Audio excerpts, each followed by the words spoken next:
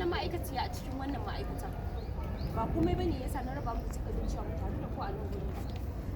illa sai dai na ga muku cewa akwai aiki a gaban mu wanda kuma wannan jan aiki Abida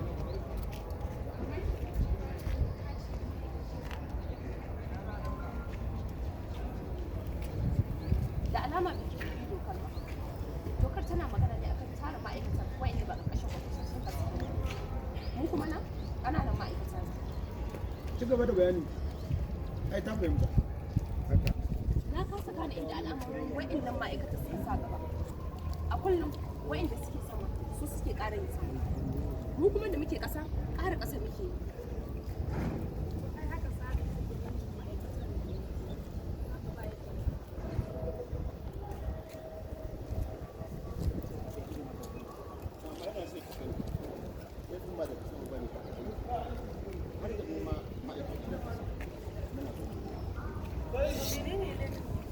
bayan mu ma na kasance da alhamdulillah an zo gurin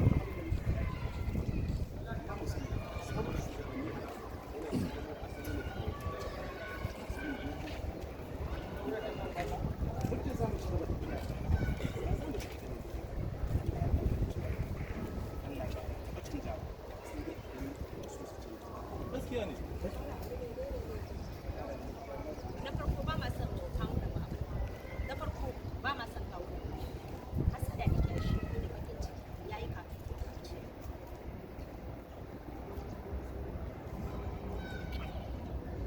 sai nan barka da mama babu wanda yake son daga dan uwansa ya samu wani cigaba iyaye ba sa jin ƙaƙƙen sai ma ba sa biya ga iyayensu yayin da masu arziki ba sa taimaka kai asali ma ba sa son su mu'amala da su wallahi na san Allah da su follow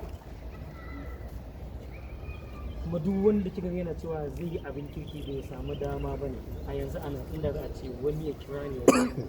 ce na ba sai wani yayi da gaske zai iya samun 20,000 ko 15 saboda son zuciyar mu a ku kirkin nan ba